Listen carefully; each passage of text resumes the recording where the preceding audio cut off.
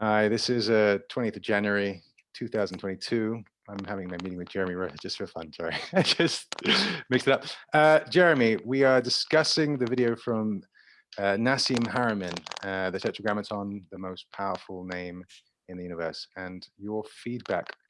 And Jeremy, the illustrious scholar, rabbi, and all-round wonderful person. Jeremy, please, your feedback. Well, so first of all, I'm suspicious of anybody who doesn't know the Hebrew sources and gets the sources wrong, obviously got them from various translations and mistook the translations about priests resting on top of the ark, crossing the water, and so forth and so on. So as soon as I hear somebody who hasn't got his information correct and his pronunciation correct, I know, this is not something I'm going to take seriously.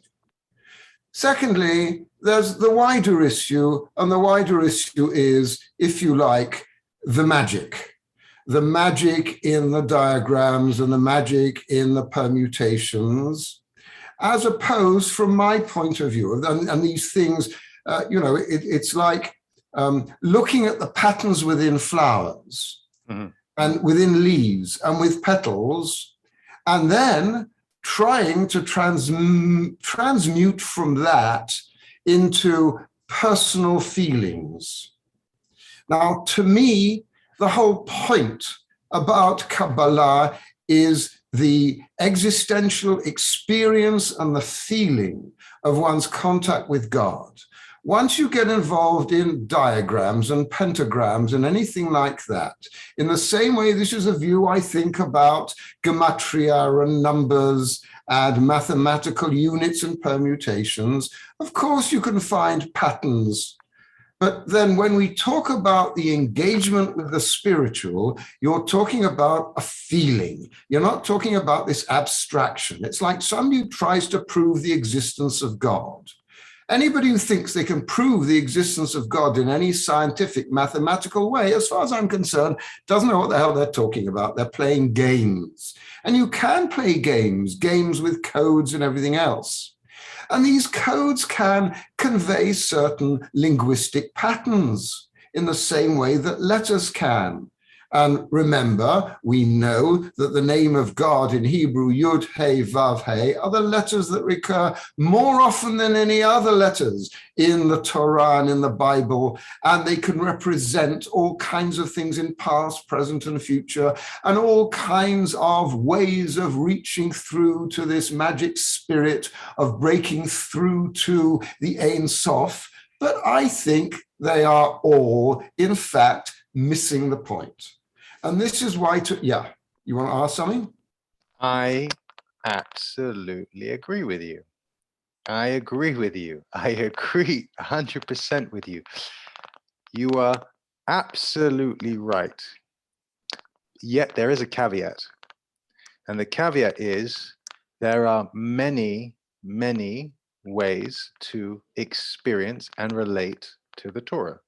And Hebrew as a language that is not linear in the way so much as Latin has a linearity to it, or English.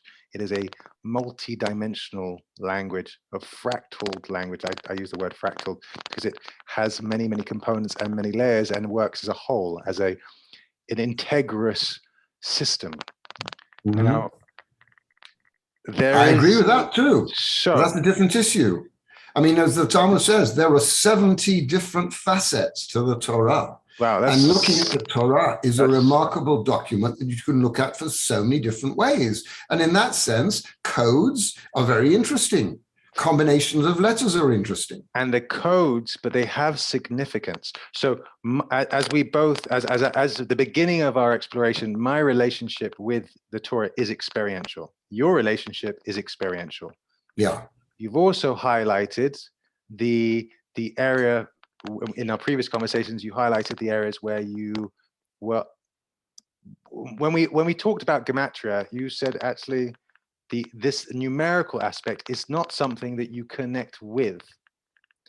That does not mean that it doesn't have value, in so much as it might be an entry point or a route or a map for other people to be able to unravel the deeper secrets or mysteries, and to find through that process a deeper experiential connection, where they are. That's where I'm suspicious.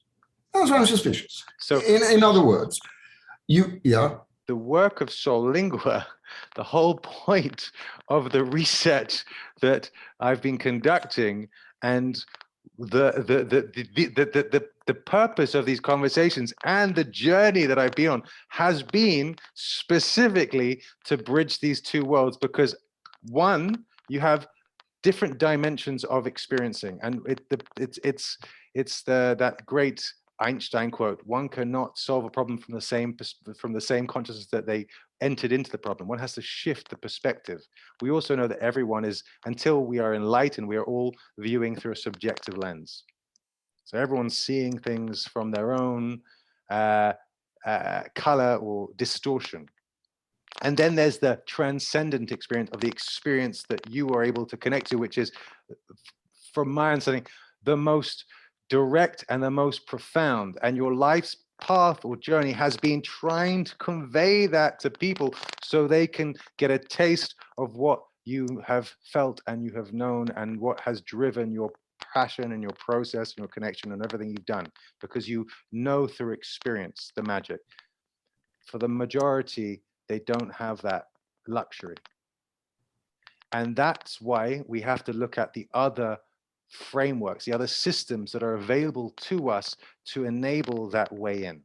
Maths, Pythagoras is a perfect example, studied in all the ways of the mystics, and one of the set up a school. And and music and maths and geometry and plants and magic, and he was studied in the mystery schools. He had a beautiful key to unraveling a lot of what he could contextualize the different windows to which we can connect to the divine, because every person is exploring things from their unique perspective, yet they work as a whole. And if we can find, and why the Torah is so beautiful is because it has, as you've said in the past conversations, it has something for everyone.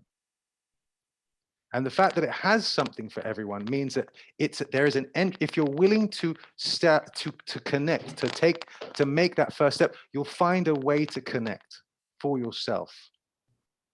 But if you are, the ultimate is the transcending the mind. The mind is a block. We've talked about this. The mind is limited because mind can only work within duality. Mind has to see things as me and you. It cannot, and that is just the structure of thinking. The way we see things as separate. The heart, the experience, knows it as one. It goes beyond the intellect. Now, bridging those two things is, there's language and there's geometry. And geometry, or sacred geometry, is the language of nature. It's the language of the divine. And we see those patterns in life. And we also understand those patterns from the geometry of the divine. And what Nassim Haremin is pointing to is the geometry of the divine. And what I've been trying to express in my previous videos, in our previous conversations, is equally what that geometry is alluding to, which is sound, which comes back to the nature of the divine, the sounding of the letters, the blowing of the shofar, the revelations of sounds. There's this trumpet at Mount Sinai, which awakens us. And there's a technology, a wisdom to sound. But sound has its base in geometry. It has a structure, and that geometry has a structure in a bigger context of sound. In the same way as light, we talked about this before. Light, one cannot see light. One can only see the reflections of light through the prism, the rainbow. We know light through its expression as the rainbow, which has to be caught through the prism. It's funny that we talk about prisms, and I like this idea that the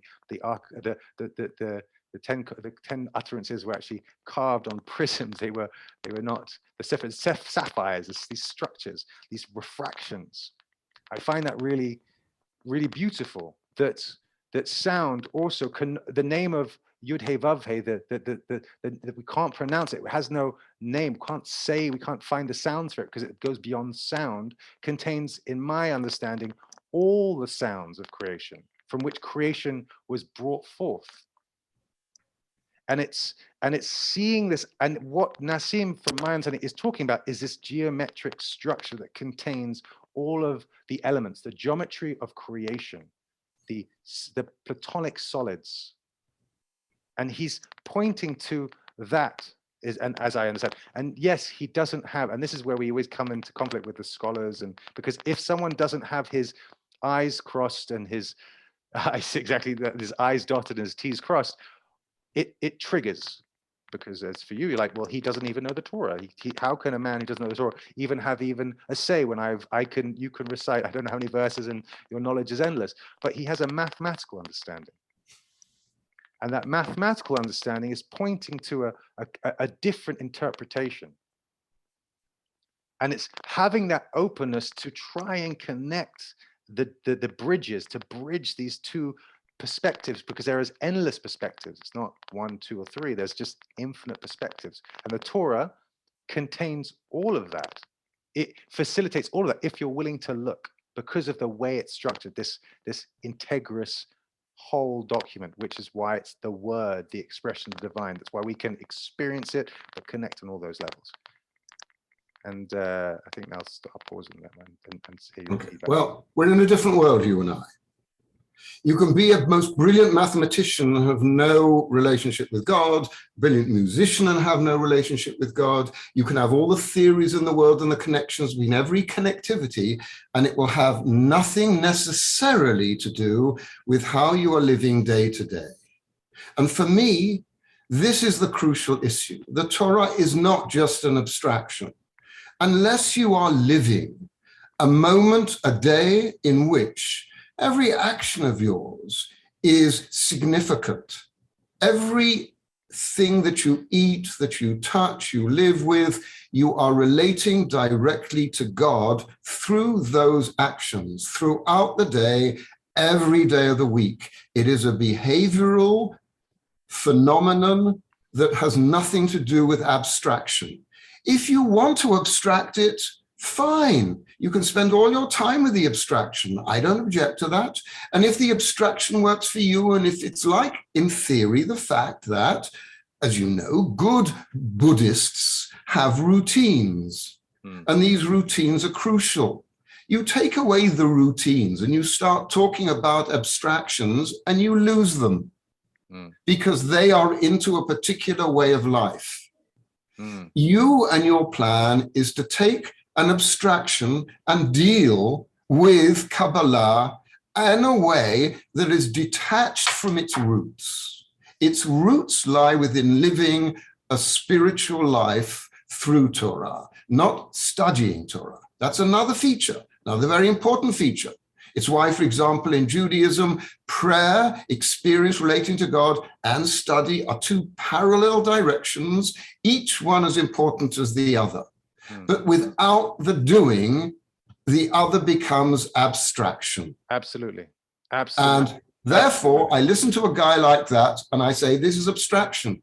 I don't think this is going to appeal to people who are interested in abstractions. I'm not. Absolutely. And he does touch on something that I feel is there's a, because I absolutely agree with you, and yet there is what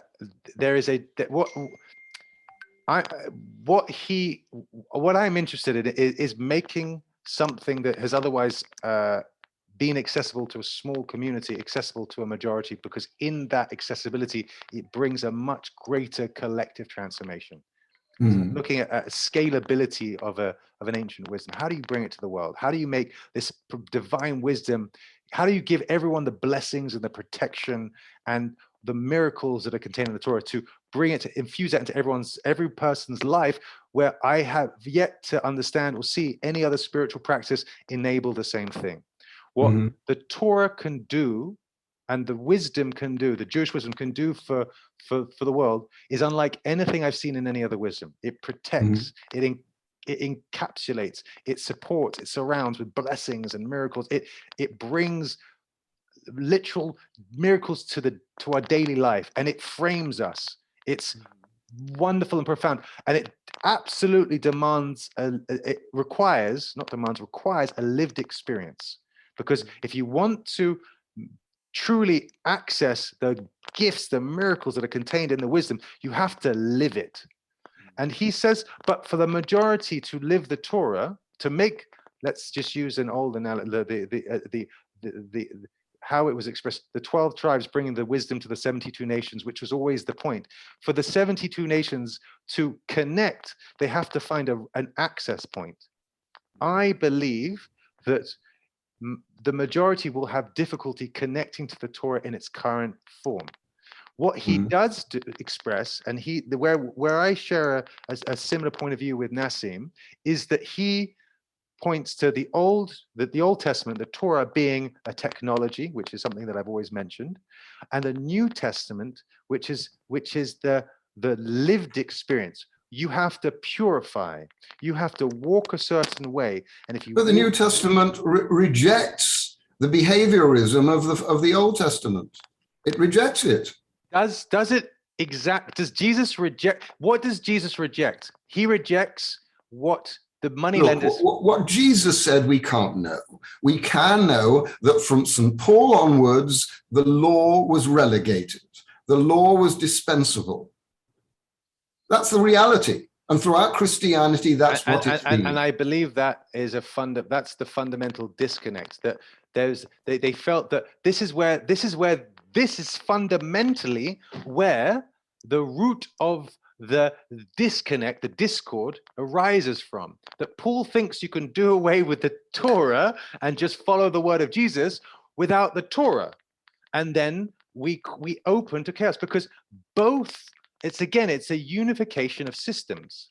It's like you've got the hardware, but without the software, the computer doesn't turn. But there was the software all the time there before Christianity arrived through the Dead Sea sects and through the mystical tradition and through the spirituality. It was there. But the difference was that in trying to appeal to a much wider audience, it devalued the message. It distorted. So in that sense, absolutely. You, if you like, are trying to follow, and I appreciate this and I validate it, the path of St. Paul in trying to reach a much wider, much more universal audience. Without negating the Torah. Without negating the Torah. But I am of the opinion that that is just as, if you like, unable to reach the masses as my version is. Well, I think it's worthwhile pursuing, which is why I've always encouraged you to do it. Thank you, Jeremy. But it's not a journey that resonates with me the way you're doing it. But it's not meant to. It's my journey. It's not your journey. I understand, and that's why I encourage you. But if you ask me what I think about Nassim, thank you.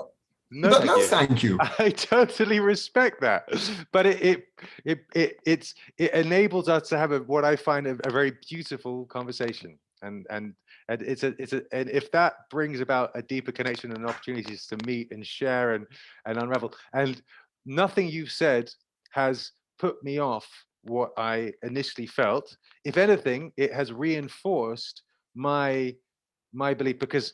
And I love that you brought Paul about, because it just, you touched on exactly where the disconnect started from. It's really just, you pinpointed the disconnect for me. Paul felt that he could, to awaken the masses, he can negate the actual Torah and just focus on the teaching. And that's not the point, because as you said it, you say it yourself. You have to walk it, but you have to work with this document, and then you have to walk this path, and both together creates a connection, like a technology. It's like a technology of the soul lingua. It's how you activate that relationship. It's the mikvah. Why is mikvahing so? It's why it's where, and this is the whole framework. And for people to understand, you can be a good Christian and you can go to church and you can tithe and you can meditate all day and you can cleanse and you can share. But if you don't connect to this document, you don't have access to the blessings that's contained, because it's a type of technology that reveals light. And but equally, if you connect to the document but you don't walk a path, it won't work, because you're disconnected. And that was a way of concealing it from the shadow, so it can't be misused. It's the most intelligent, the most profound, and the most concealed and multi-dimensional wisdom. And forever, my question is, and this is why it's the word of God, because it's beyond man. No man could have conceived such a text when you fully understand what this thing is. And unfortunately, the Jewish people might connect, but they don't walk the walk. And people who walk the walk don't connect, so we have the disconnect. Yeah, well, don't generalize. There's no generalized, right? No, for sure. My point is, I would only add to this that the genius of the Torah is precisely this, that it can appeal on all these different levels, whether they're mathematical, whether they're artistic, whether they're emotional, whether they are sound, whatever it is, because all human beings are different. And that's why each person, some people have a mathematical mind. So God will speak to them through mathematics. Some people have a musical mind. God will speak to them through music. Some an artistic mind through art. Each one has to choose their own path and the one that works for them. And the genius of the Torah is that it speaks on all these levels. Absolutely. On the sound and the visual and the mathematical and the almost any aspect of human activity you can think of. But in the end, it grounds you in a structure. And it takes us through the journey to the ultimate experience if we are willing to keep walking that path. Which each person will find which path to take that works for him or her. That's why a lot of people dabble, even within Judaism, between the Hasidim and the non-Hasidim, and between the Sephardim and the Ashkenazim, because you're finding the music that works for you, which is why I like your use of music. But there is, again, it's like walking up the summit of a mountain. There's many paths, but the peak is always the same. When you get to the summit, the top and the look, you see the view, but that ultimate place of arrival, that arriving, when we remove all this position, we remove and we strip back the layers of identity and process and story and how I arrived, it comes back to one. But one is experienced by everybody differently. There isn't one single phenomenon that everybody is going to be able to agree on. But it's not an agreement; it's an experience. So it transcends the. It's rising all the time in your experience of God, a constant rising. So there's a constant process of expansion, endlessly. That's right. So that constant process of expansion, which my understanding, personal understanding, is like the going up a scale, like Arthur's fifths. It's like you're rising through notes. Each frequency, each vibration has a different sounding, a different experience, and each one is bringing you into more expanded, more connected, more grounded, because both as above, so below, states of awakening to this truth. And it's and there are many paths that will show you it, there are different dimensions as in this sfichot. There are different dimensions of awakening, and there is an endless which goes beyond, which contains all. Now, once you get to taste any of these notes that go beyond, we are already well on our way to the place that we should be. And then in that journey of exploring sensation or frequencies or vibrations or the subtlety of expansion or the nothingness or the true essence of love or bliss or Satchitananda or samsara, or like whatever you want to call it, which reflects the awakening from, it's the state of the Christ consciousness, the Buddha consciousness. Okay, no, I buy that. Now So my question to you is how have you progressed since we last spoke? have I progressed with Soul Lingua? Yeah. So we have a community now. We do events. So we started, and I say we because Rachel has come on board with Soul Lingua and she is working with me.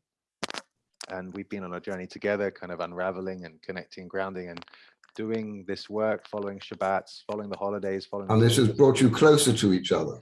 For sure.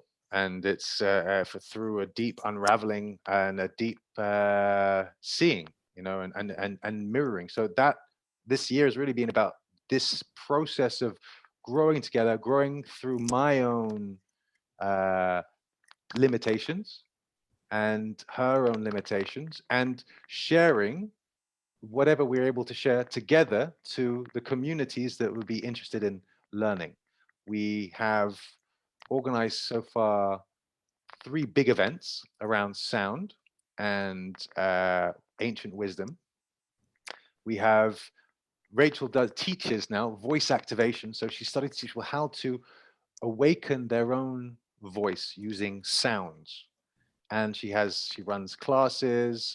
She does different gatherings, one-on-one group classes, all about teaching people how to awaken their internal sound and just to become connected to their own voice, which is the first step to even pronouncing some of these sacred sounds. And actually a journey to really understanding what this wisdom is first understanding what is sound as a technology, sound as a tool to connect to our own voice, to move through our own blocks, so to speak.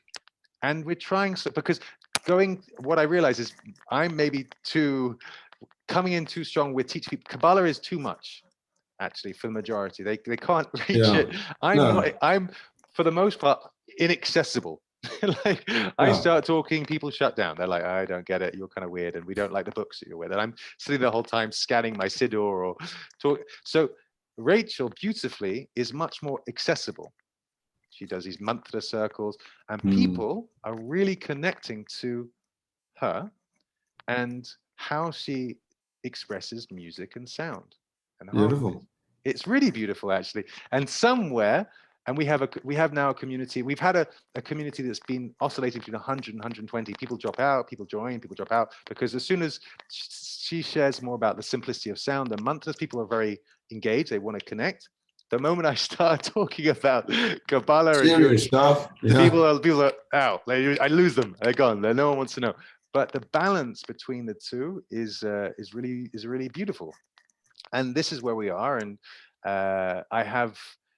I'm connecting slowly to different communities that are doing similar work, and I'm exploring and I'm grounding, and I've really kind of been, and it's just, I'm taking my time to see, it's about, it always was, when I first connected with you, that was where I had created enough space to engage with this process. And today there's a renewed energy and a wider capacity to move this energy, to reveal this energy, the real whatever has to come through, which then allows me to connect with the next whatever it is that I'm connecting with. And it's not my doing. It's never been my doing, and it continues not to be my doing. And it's something that's just unfolding. And my job is just to show up. Nice. And just to keep shutting up, doing the work, restricting, trying to walk the path as you speak. My job is to walk the path. Yeah. And really understand why you have to walk the path, and then make that accessible. It's not religiosity, it's about connection.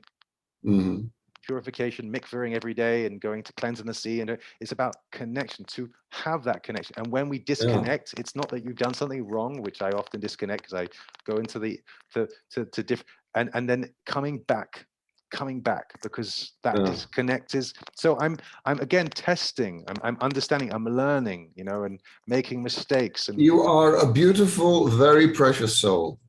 Really. Aww. You're so special. And it's so amazing, this journey you're going on, and who knows where it will lead you. Thanks. Shush you. It's only a mirror.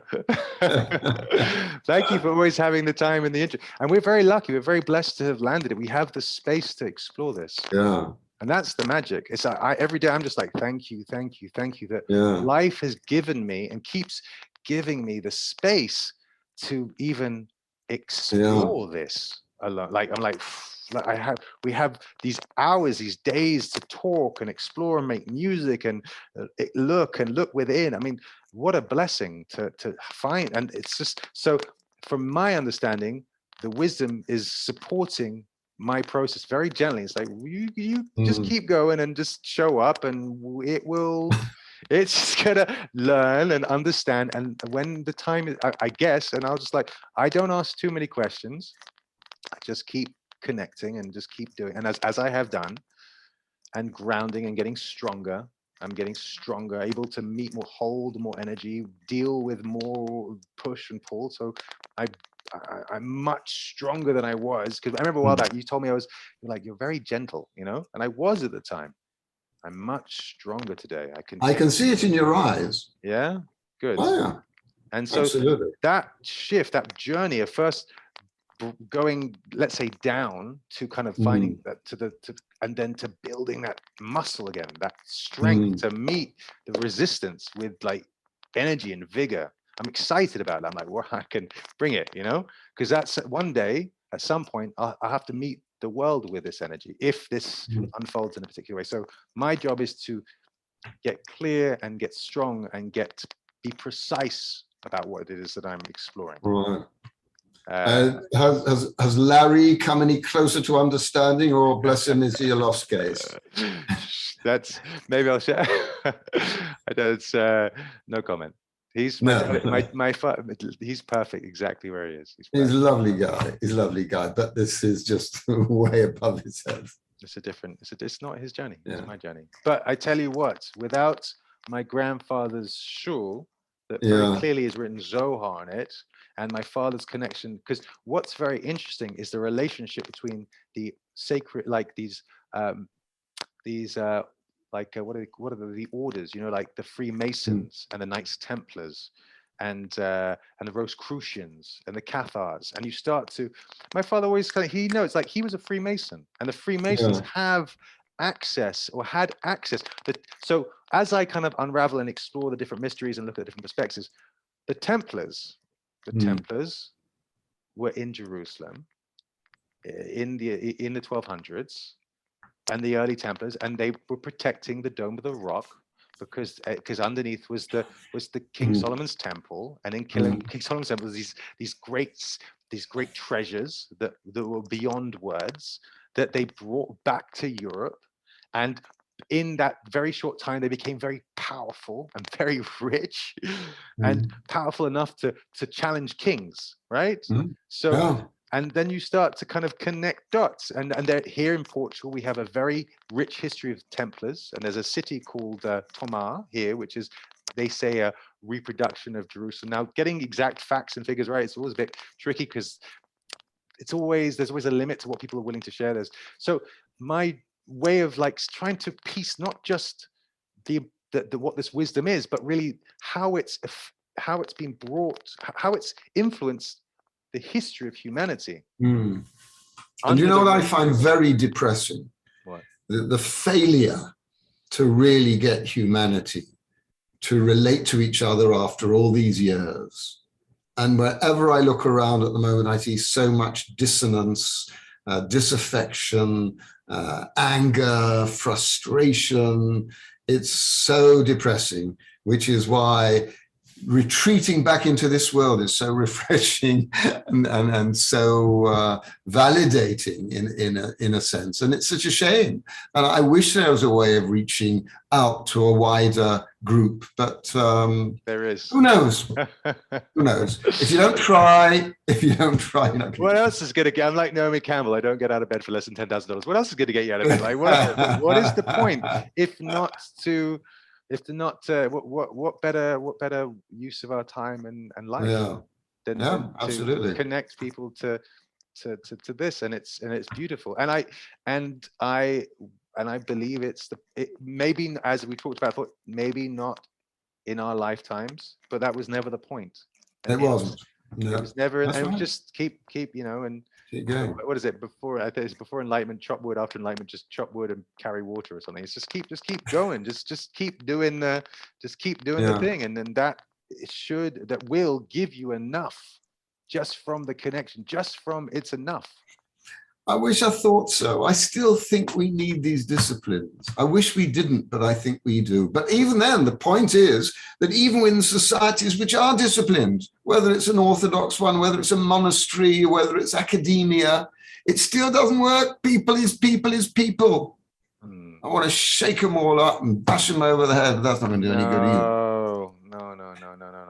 No. It's when you've been as flawed as me, you learn compassion. Yeah. Because if I manage to walk this path, there's hope for everyone. literally. If I've been able to connect, everyone's gonna connect. Everyone's good. Everyone's good. And I believe this is what we mean by the Messiah. This striving to reach this goal where we can sit around the table together, where we can be together, where we're on the same page together. And, humans have been evolving for millions of years, and we're just looking at it in a couple of thousand of them. So who knows? Who knows? Anyway, I have to leave you now, Luke, I'm afraid. Good to catch up. Good to connect. Take care. Shabbat Shalom and Chodesh Tov for the new month. And excited for Pisces. And we'll speak again soon. Speak soon. Take care of yourself. Bye. And my love to the missus. Thank you. Will do. Bye.